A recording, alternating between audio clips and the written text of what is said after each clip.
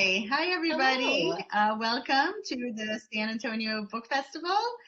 Today we are in conversation with Melissa Albert, who is the author of Tales of the Hinterland. Melissa, do you want to tell us a little bit about this book and the other books in the series before it? Yeah. I would love to. Yeah, I'm Melissa Albert, and my newest book is Tales from the Hinterland. And this is the kind of mysterious, out of print in fiction fairy tale collection that is at the heart of my duology, which is The Hazelwood and its sequel, The Night Country. So this is a collection of 12 tales written by a reclusive author who is known in those books as Althea Prosservine.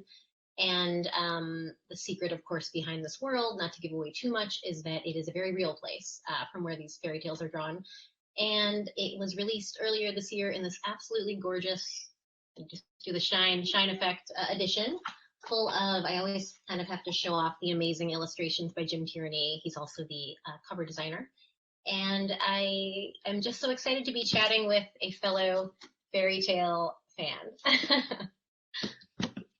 Yes, I'm Melissa Dela Cruz, and I'm the author of the Disney Descendants series, the Bluebud series, Alex and Eliza, and my latest is a middle grade fantasy novel called Never After, based on fairy tales. So this is so fun to talk to you and talk about our shared love of fairy tales. But I have to ask, so the Tales from the Hinterland are a collection of stories that are talked about in your other books. So I think fans were really clamoring to read this. Now, did you write, did you know these stories existed before you wrote the other books?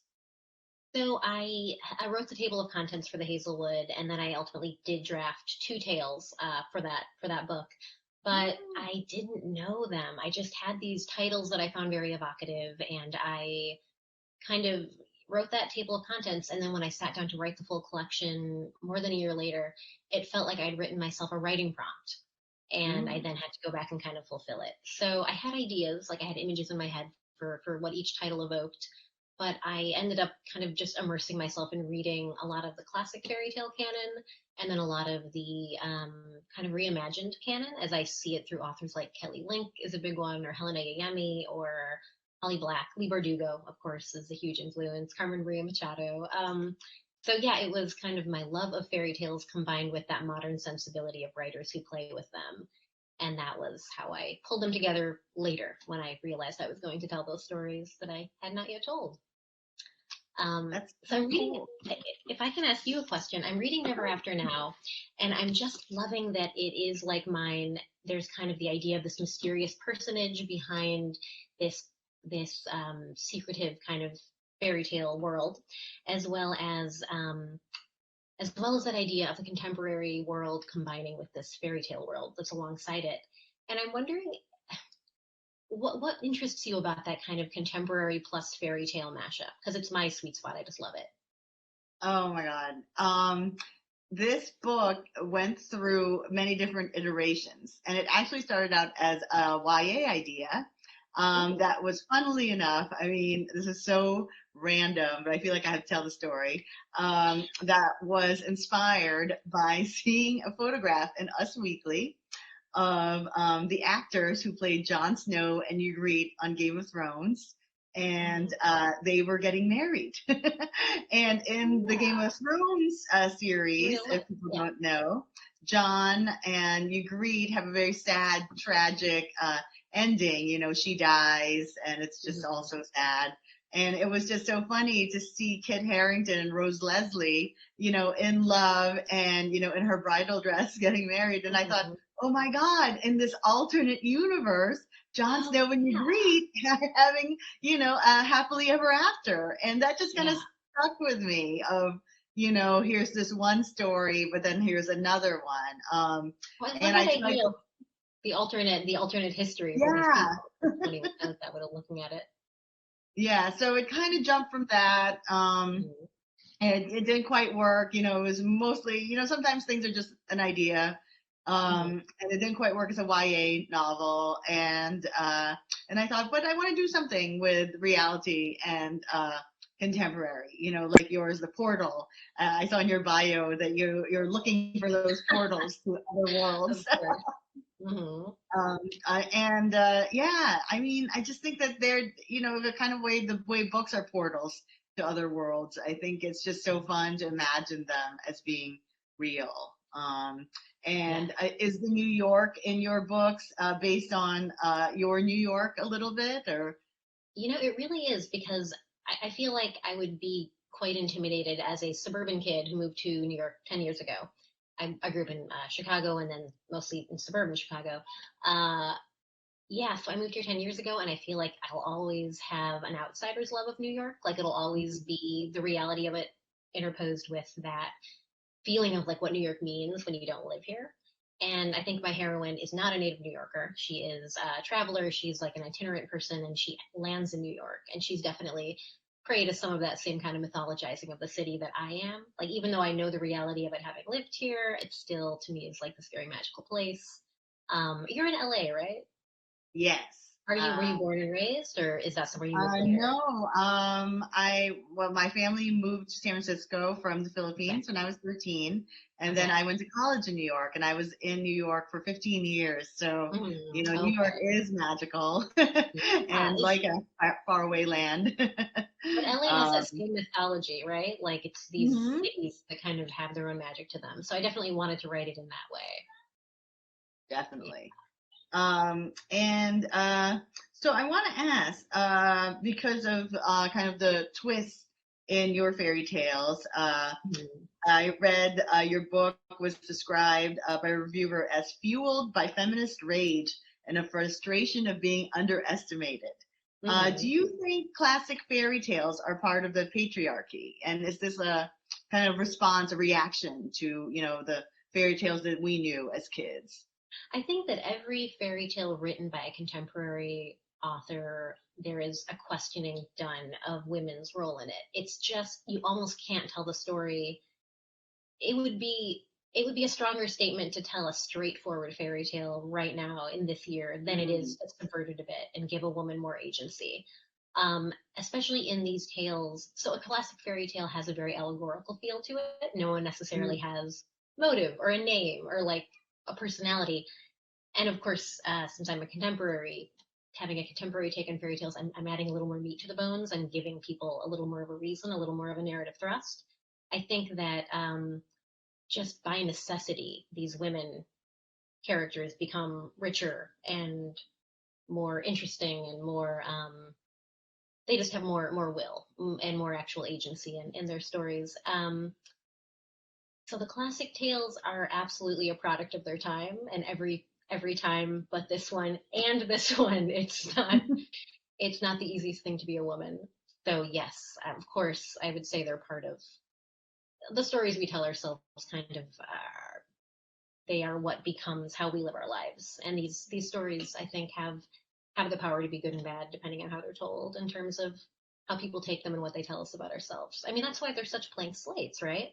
I'm curious, as a young reader, were you drawn to fairy tales, and which ones as a young person before you were even professionally writing? What were the tales that you were drawn to? Um, I did a Disney series called Descendants, Hmm. and I think as a young reader, reading those Grimm's fairy tales was a big influence. I love the story of Sleeping Beauty more than Cinderella. I think Sleeping Beauty was my favorite, and I think Cinderella I is so much only cleaning. Yeah, I did not. Well, right because of the evil fairy. I love the evil fairy. I yeah, love villains. yeah. So I think, and I never saw it. I didn't see fairy tales as this thing where you would get married and happily ever after because the princes were so boring. They were kind of these bland, They're ciphers. Yeah. yeah, right?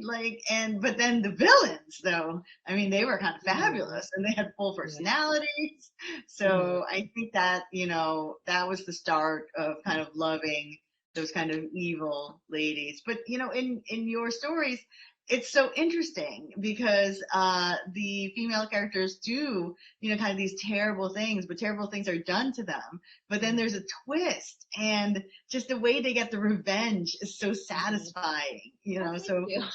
was that satisfying to write? Because it was really, really fun to read. I think it harkens back to when I was a young reader. One of the things I absolutely loved about fairy tales was the morality was so uncomplicated. In like the classic Mm, tales, it was just like good gets married, the ultimate good in a fairy tale yeah. of another generation. Good gets married, bad probably ends up on bonfire or dancing in red shoes until they die, whatever it is. I loved that as a kid. I don't think I was intellectually curious. I wasn't like looking for shades of gray. I just loved those like hard hitting sort of vengeance stories. And I still have a little bit of that in me. So yeah, absolutely. It's fun to write a good vengeance story. Who doesn't love a good vengeance story, right? It's Oh yeah. yeah, Oh. it's delightful. Yeah, I think the most straightforward vengeance story in the collection is probably the Skin Maiden. I would say that was one to write where it felt satisfying in particular for me, and that's my take on a Selkie Mm. story. Mm.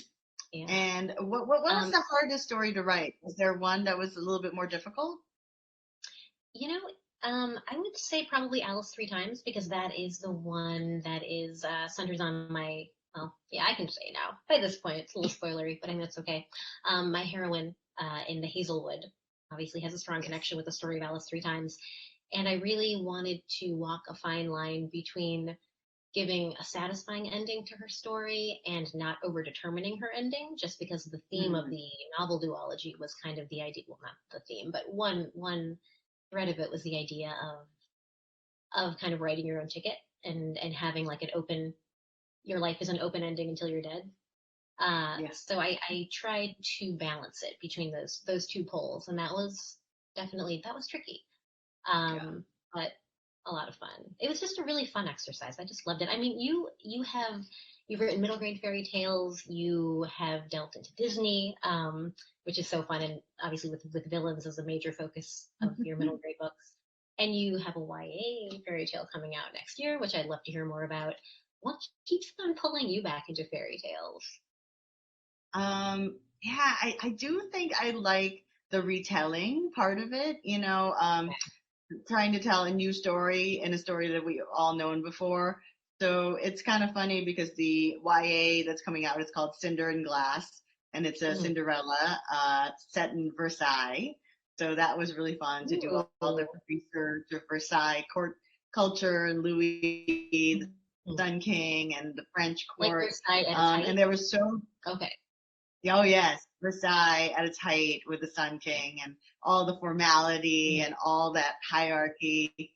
And there was a story in Versailles, the bastard son of the king. So the king has a lot of bastards, a lot of mistresses, and a lot of them he legitimizes. So it's kind of this open secret, and they're accepted at Versailles. And historically, Prince Auguste, who becomes like a baron. I forget his title, but he was given a choice of marrying into this family, and to choose between these three daughters. Which felt Hmm. so Cinderella with Cinderella and the stepsisters. So I kind of took a little bit of that historical nugget and made a little bit of That's a so fun. Cinderella story out of it. I love It's that. fun to play around with stuff. Mm. So what's next in the series? I mean, this can't be the end It with is. these three books. There's going to be more, right? It's the duology and the Tales collection, and at this point, it's funny. I was like in traffic, daydreaming. But yeah, there's no plan. Sometimes it's fun to like wonder. I imagine you find that with characters you've left behind. You think about the ways that it would be fun to revisit them. But no, what's next for me is another contemporary fantasy. We haven't yet announced because I'm still thinking of a title. I'm in title hell, but yeah, it'll be another contemporary fantasy. I'm really excited about it. This one is going to be a standalone, and it will be my first book outside of the Hazelwood world. And I can't wait to have a title and have my brain around it to be able to actually talk about it because I'm very, very excited. But nothing yet. So I'm curious. You were talking about your setting for Cinder and Glass, and it made me think of one of my we wanted to talk a little bit about surviving the pandemic, like as far as your practice and what got you through it. I'm curious because for me, it made me think about The Great, which was one of the TV shows that really got me through the pandemic. What for you, when your head was spinning and you were doom scrolling, what got you out of that headspace? Like, was it work? Was it TV? Was it coffee? Like, was it books? Oh my goodness. I have a very embarrassing answer to this I'm question. so excited But to I ask. love The Great. I watched that too. That was really, really Yeah. fun. But I think I had that pandemic depression, and I could work, but I couldn't read Hmm. anymore. And it was so hard to try to escape to Yeah. somewhere else through reading. All I did was Hmm. sit on the couch and I watched 40 seasons of Survivor. Just There's 40 seasons? yeah, Is there that are is that 40 all of seasons them? of Survivor. Yes. If there'd been 50, you would have watched 50. Oh yeah. No, I'm Oh my actually goodness. on season 39. So I'm really sad that it's ending because the pandemic has to end before my Survivor ends That's because what yeah. am I gonna do? Oh wow. You know. That's amazing. So that's my embarrassing pandemic show. So I what got mean, you through the sounds like you're pandemic? also creatively directed. Yeah. Oh, did you say let's see. For me, what got me through the pandemic was when the worst of it had passed and I was able to get my son back into a childcare situation. So Oh, that was, nice. months out. And then once that was back on, that was like night and day. I think if anyone is watching who's in a similar situation of having a small kid at home, it's just like, it's a whole nother level. But aside from that, I did go through a period where I also was having trouble reading. And the books that really got me out were like kind of kicking myself out of my usual genres. So I moved into romance, which I don't usually read much of. Ooh. And I totally fell in love with the work of Emily Henry. She wrote Ooh. Beach Read. She has a new one coming out. And Tessa Dare, recommended to me by Mm. my editor, Sarah Barley. And then I read like a lot of thrillers, just the kind of thrillers that you read in a day because you need to find out what happens at the end. So anything that was just very page turning is kind of, and now I aspire to write a thriller one day, of Isn't course. that fun? Yeah. As a Yes. writer, to read something and Hmm. say, hey, I want to do that. That's cool. Exactly, yes. So I'm reading Never After now, and I'm loving Philomena. She is the heroine of your story. She's a very overprotected child who is now pulled into like this wild adventure by the appearance of a character from her favorite book series. And it makes me wonder what kind of kid you were, and if those were the kinds of daydreams you had when you were a kid. Were you a very dreamy child, or? It's so funny because my daughter was the same age as Philomena when I was writing it. So I was writing it, she was in sixth grade. And she's not Philomena. I don't think I'm Philomena either. But definitely Philomena is raised by me and my husband. Oh So my while goodness. we're Okay. not Oh, the that's so children, sweet. we're probably the very overprotective parents who won't let her do Okay. anything. So that was kind of a joke in our house with the alarm system and the kidnapping fear. Uh-huh. That's definitely from our family. So Okay. so it was kind of fun to do that. Yeah. Oh, that's so funny. I wouldn't dare put myself in a book. I was just gonna ask. Oh So, but yeah. what is your favorite fairy tale? Or What is my mhm. I always see the 12 Dancing Princesses. I love that fairy tale because it feels to me, so I love portal fantasies, and the 12 Dancing Princesses feels to me like this microcosm portal fantasy. Mhm. So it's a fairy tale, but within it, these 12 princesses who keep dancing every night and wearing out their shoes, they go through a magic door each night, and the magic door leads to an underworld realm, and you never find out if it's supposed to be like hell or fairyland or what exactly it Mhm. is. And they dance with these princes, and you're like, are they demons, are they ghosts, like what are they? It's just such a mysterious tale, and I love the portal aspect of it. It just kind of like mashes up everything I like. And there are such brilliant retellings of it out there. Like the classic one is Juliette Marillier's Wildwood Dancing. I love that Mhm. retelling. And then Aaron Craig had a wonderful House of Salt and Sorrows, was a very creepy retelling of it that came out recently. I've not retold a fairy tale. I like kind of play with them in my books, but I think if I were to retell one, maybe that would be the one, but I haven't, not yet. How about you? Is there a fairy tale that you love that you haven't touched yet, that you're like saving or that you're thinking of making your way to one day? Yeah, I tried to sell my editor on it. She Ooh, wasn't yummy. into it. It's the one with the swans, the seven Seven brothers others? who are turned into swans, and so their Yeah. sister has to sew them shirts, and Hmm. then so at midnight when they put on the shirts, they turn back into men again. Hmm. And the seventh one she can't finish because she has to finish them, at midnight or something. And he has a wing for an arm for the rest of his Yeah. life. So I always really like that. So maybe one day, Yeah. Ari, if you're watching, still want to do that one. It's still on the table. Um, Hmm. so I've done events with, I'm myself at the moment, I've only written YA, but I've done events with YA authors and I've done events with middle grade authors. So I've seen kind of the audiences for both, with other writers. And I'm curious, this latest is a middle grade book. What do you love best about writing for and engaging with that audience? Because it's just Oh such a my cool age. goodness. I feel I was like becoming myself at that age, and I'm curious what it's like as a writer. It's the best. It's the Yeah, best age to I write for. suspected that.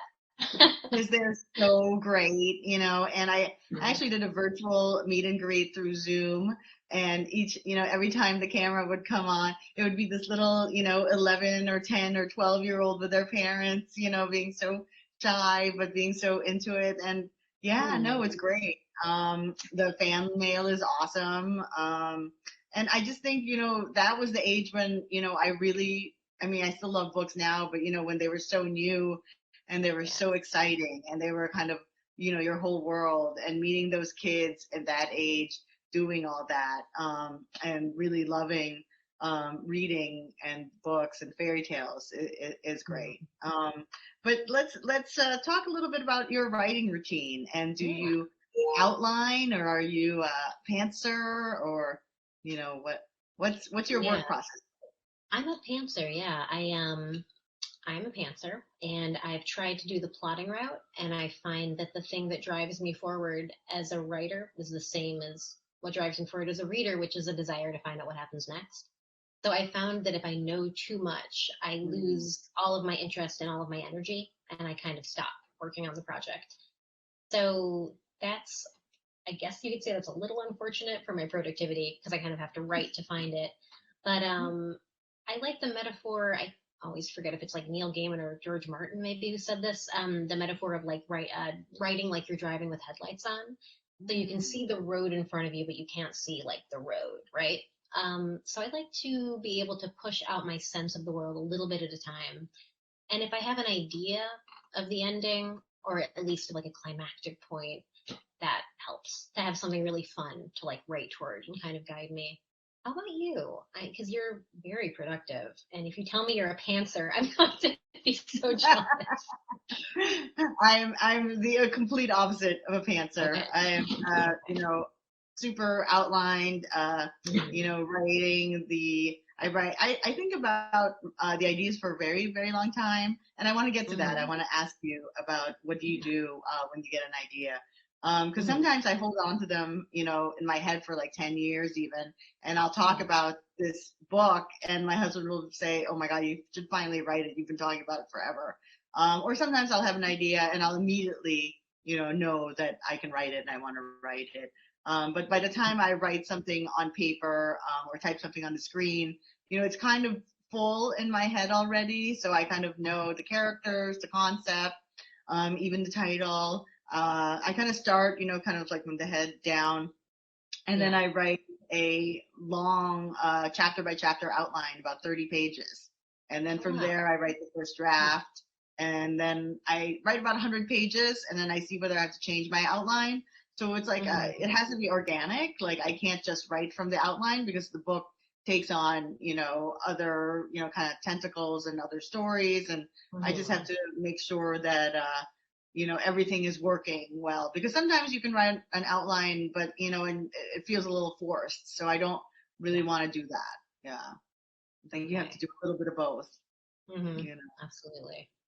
One Yeah. day. So, what's the worst idea you've ever had? We like Worst asking idea. that. Ooh, this is such a great question, and I want to give you a good answer. The worst idea I've ever had. Oh For a boy, book I've or a had so many story. beautifully bad ideas. Oh God, I mean, when I was a young writer, almost these ideas are so bad I shouldn't even say them. Let me think. I will say, okay, so I don't know, I can't encapsulate for you a gloriously terrible idea because I know I have them, but they're like lost on my desktop somewhere. Um, I will say the worst novel I ever tried to write was, of course, my first novel, which was in 2011. I decided that I wanted to do National Novel Writing Month. And I was so confident that having read novels all my life, it would just be natural. But that's like watching someone skateboard and being like, now I shall skateboard, perfectly the first time out. So when I actually sat down to do it, I couldn't even like get a character across the room. Like I was like, what can you leave out? Like, do I have to say, I stood up, I walked to the door, I put my hand out, I turned the knob, I pulled the door toward me. Like I didn't know what I could leave out and what I could keep. Yep. And that first story that I tried in 2011 was about a girl whose dad was a author who goes missing, and then the world of his book starts bleeding into her own. And so I like those ideas, and I actually ended up with the Hazelwood plucking some of my favorite bits of this fail pile of a terrible National Novel Writing Month novel, and repurposing them for the Hazelwood. So no writing is ever a waste, right? Like there's always something going on. How about you though? I wish I had a sharper answer. What's the worst idea I you've know. ever had? Um, I feel like I've published some of them, so I don't want to name. um, yeah, I'm trying to If your worst think. idea is publishable, that's nice. Yeah. The sad thing is, it's not really like outrageous things that are bad Mhm. ideas. Mostly what I find is like if there's no hook to it, like, oh, I'm going to write a Mhm. romance. Okay, but Mhm. what's the hook? What sets it apart? Why should we publish it? Why would Mhm. anybody want to read it? So it's, Okay. I think bad ideas are more kind of bland ideas where Yes. Yeah. a little bit more generic and maybe Mhm. it doesn't quite grab anybody, including me at some point. I'll be like, oh, that is kind of boring, So it's better to Okay. kind of cut them out, in the beginning before you get too far into it. Yeah. I I Uh, am I do have an idea that I've been working on for years. It's a middle grade idea that I can't say too much about, mm, but if I were to list all of the things I've stuffed in it, it sounds like an index for like 10 other books. I mean, it's like five different books fighting inside a paper bag, and I can't make myself cut any element of it. And that's why I will always love working on it and it will always fail. So one day I'll figure out what to weed out and actually write it into something. But right now it's mm. like every idea that I could shove, because I just love middle grade books, but I haven't written one yet. So I'm like, I want to write 10 at once. That's my idea. That was a bad idea. Writing 10 books at once is a bad idea. Yep. I have a book I published that's kind of like that. It failed. Yeah. Okay. And I think you do need to edit it down, you need to pick mhm. something, right? For It's that narrative. inspiring. It's very inspiring to talk to someone who has had such a long career and has written so many different kinds of books. It's just like a beautiful thing to know that writers can like move through these different phases of themselves and like find different stories to tell and like keep on telling like beautiful, interesting stories. It's like it's just such a pleasure to get to chat with you about writing. Oh, no, it I feel like a is. noob, 3 books So in, fun to still like chat a with bit of you a noob. too. So what is your least favorite fairy tale? Lauren wants to ask.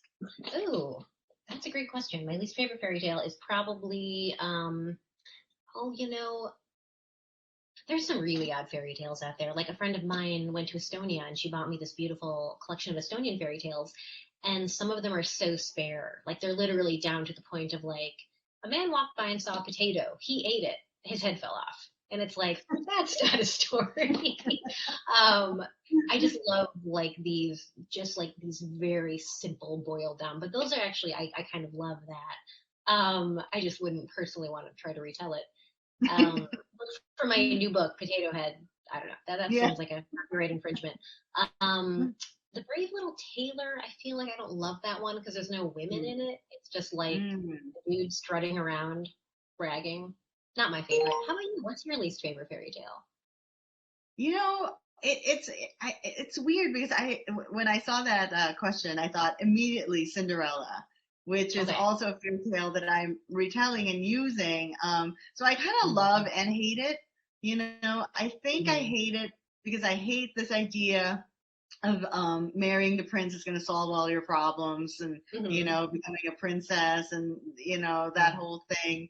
I kind of hate that trope. I hate like the Okay. prince quote slash billionaire trope. Yeah. But I also love it because I love kind of the Mm. evil steps. I love the evil stepsisters. My brother, we in my family, there's two sisters, me and my sister, and a brother, and we used to tease him and call him Cinderella, and we were the evil Oh, I love stepsisters. it. And so there's a lot of fun in that fairy tale, but I kind of hate the ending of it. So Okay. I do kind of hate it. Okay, Yeah. so we are open now to audience questions, and the next Beautiful. question, Arden asks, if you had to live as a main character of a fairy tale from the Hinterlands or any others, which one would you choose? Oh God. What a dreadful fate I've written I was myself thinking the into. same. I was like, oh, I don't know if I Well, want to be any of them. I feel that I've seen a lot of readers responses say that this is a book without happy endings, which I disagree. There are some happy endings in this book, more than one. I would say Death in the Woodwife. It closes the collection. It might be my favorite story in the collection, and it ends very hopeful. It ends hopefully, and it ends with a feeling of possibilities. It ends with a feeling like a beginning. So I would definitely say the green-skinned plant princess from Death in the Woodwife, who I who Ooh, I really like. love Yeah. it. How about you? Do you have a heroine in your world whose story you wouldn't mind living? No, No. I like to have. I have a bit. I tell everybody I like to write adventures. I actually don't want to live them. I like my Okay. nice, boring, Very stable nice. life, Yeah. air Yeah. conditioning, modern Yeah. conveniences. Live I boringly really with want to a live in great a book. exciting It's too life. much drama, too much conflict. Yeah, I agree. Okay. Shanti asks, "What's the story of Tales from the Hinterland and the story of Never After?" So I guess we need to describe our books a little and talk about what's the story. Yeah. Okay. So I'll start, I guess. Tales from the Hinterland is a book that exists within my Hazelwood duology. So it's a piece of it's a fictional book that I've now made real, and it is 12 kind of dark and bloody, but also magical fairy tales that are inspired by both the classic canon and the revisionist work that brilliant female authors have been doing to fairy tales in all of the decades since the Grimm brothers were alive. Awesome. So Never After is about a fan of a series of books called Never After, and she's going to the bookstore to buy the 13th and final book in the series, and discovers that it's not being published and the author is missing, and there's no book, so there's no ending. But instead of reading the 13th book, she actually ends up living it. So it's a really fun kind of romp through fairy tales and kind of classic nursery rhyme literary figures. So it's a lot of fun. And okay, so we did why fairy tales. And so what do you read for pleasure? I think we kind of covered that, Yeah. but is there's other What I books? read?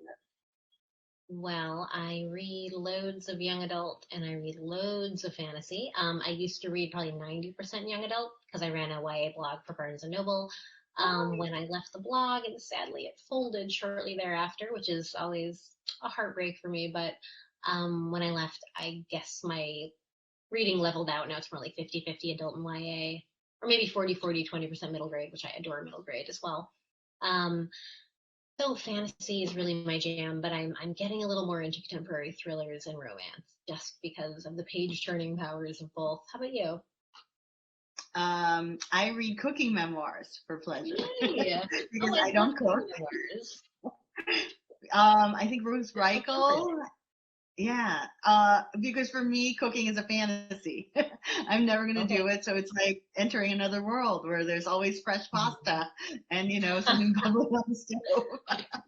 Oh, I love So that I find already. those very, very soothing. I guess it's like the Great British Baking Show, but in a Yes. book, you know.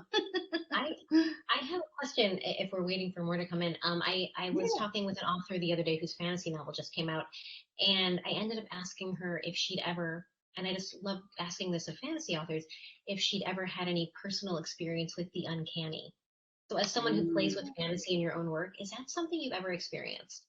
Like, do you have a ghost story? Do you have a, I don't know. I don't have a ghost story, but my dad had one, and he told it to us so many times, and kind of imprinted in me. And I think Filipinos are naturally kind of superstitious, and I grew up with a lot of superstition in a way that's not American. A lot of little things. Oh, don't do this. Oh, you should bow to the spirits that live in the house. Otherwise, they'll take all your food, or they'll hide your keys. If you can't find your keys, oh, what did you do to the spirits today?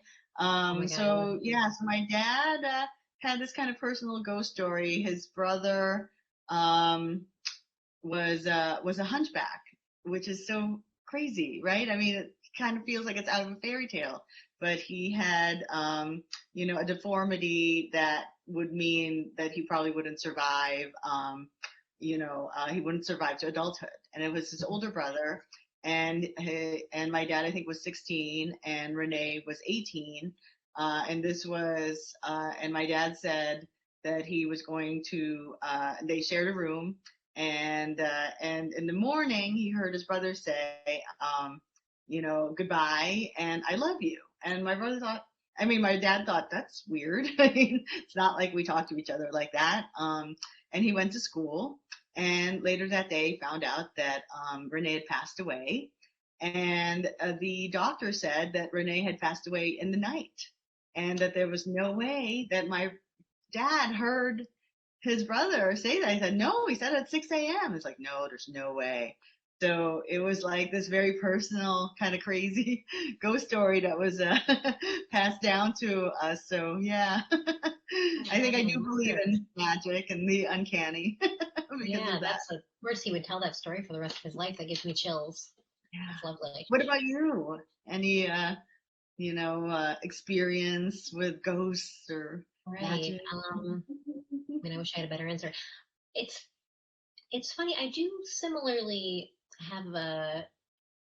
It's like a far less meaningful version of what you just told me, which Hmm. is that I walked into what I thought was an empty house, and then I heard Ooh. my own sibling yelling, "Hey, Mimi!"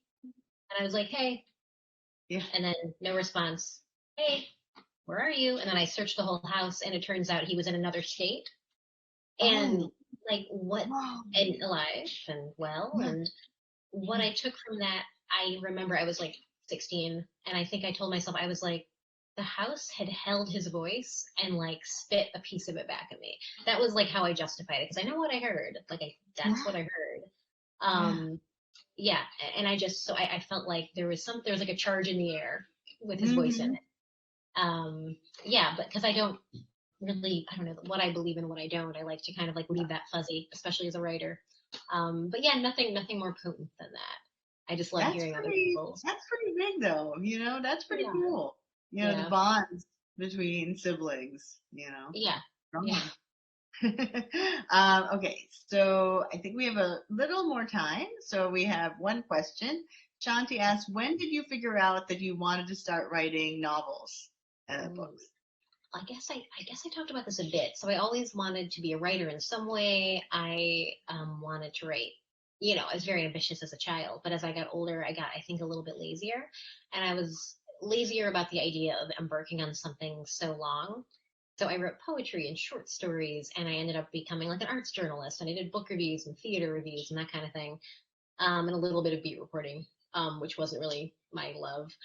And then, yeah, it was in 2011. I had moved to New York, and I was working for a briefly, now long gone fiction startup that was kind of along the lines of an LA Entertainment. And I was like freelance brainstorming story ideas. And coming out of that, I was like, I should actually try to write a book.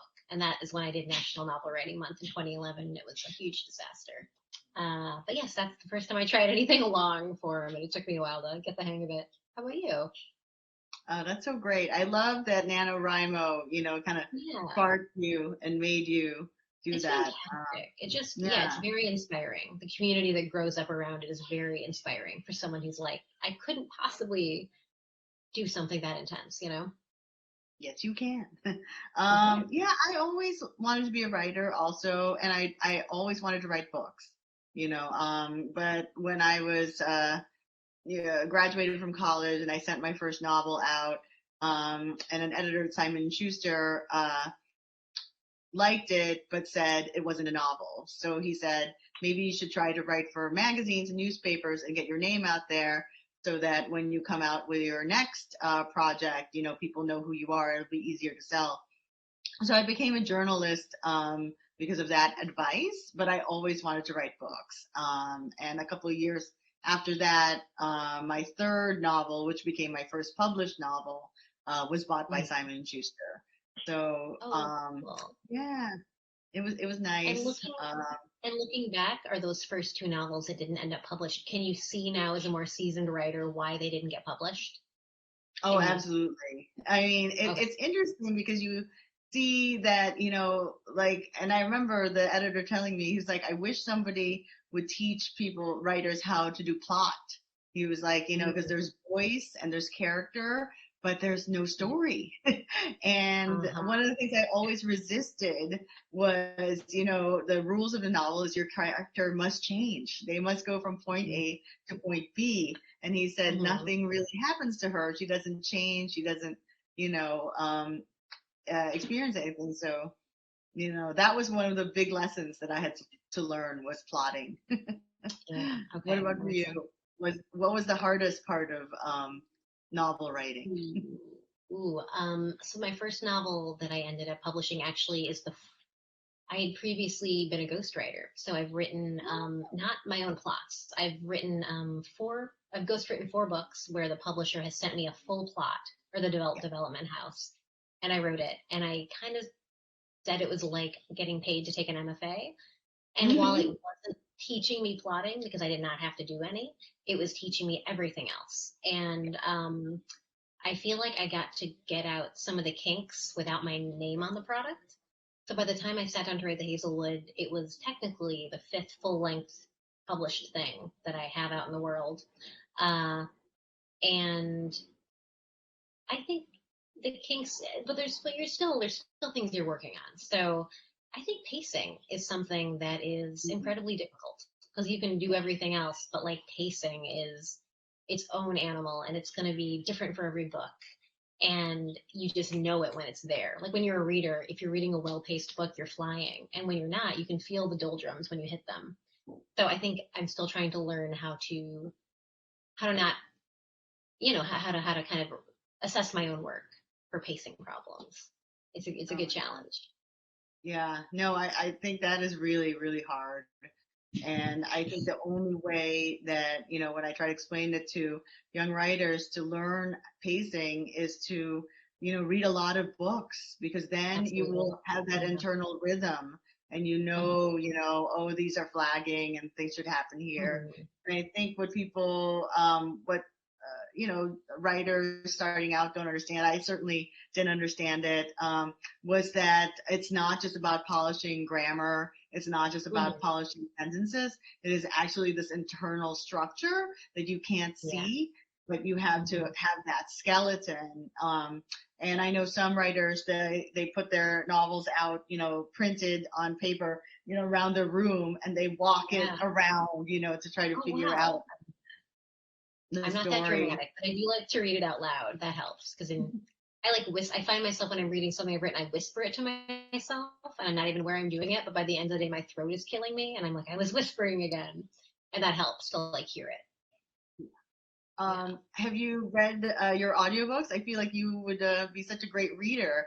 I just judged Oh, the audios, so I'm like, oh, you have such a great way of speaking. I could hear you telling wow. the stories. Thank you so much. I have a speech impediment that, I was never quite my lisp, but I was never quite confident of my speaking voice. And now that I'm an adult and I don't care what people think of my lisp, I'm still not sure I'm ready to do an audiobook. I have, to be honest, only listened to clips of my audiobook because my audiobook reader is amazing. Rebecca, oh my God, now I'm forgetting her last name. It's terrible, but she's very talented. She's fantastic. And I found that it was actually, I could only listen to bits because otherwise her voice would go over mine in my head and it would be hard to revisit the Mm. world and try to write new bits of it. And now that the Tales is out, I'm so excited to actually listen to them in their entirety. I think I love someone else's voice attached to it. Yeah. I feel like George Costanza. I don't know if I could hear my voice for that many hours. I don't know. How about you? Have you ever considered doing your own audiobooks or have you? I have not. I find I did tape like a chapter once, and it was Okay. so difficult, and I'm just not an actor. So yeah, would Same. rather not do it. Yeah. Yeah. Um, Absolutely. anyway, so I think we've come to the end of our session, Oh, and oh we my are gosh. so happy to be here. And it was so nice to chat with Melissa Albert, author of Tales of the Hinterland. I'm Melissa de la Cruz, author of Never After. Awesome. Well, such a Thank joy, you Melissa. guys. Thank you so much for taking the time, and thank you everyone for joining us. Yes, thank you. Bye, everybody.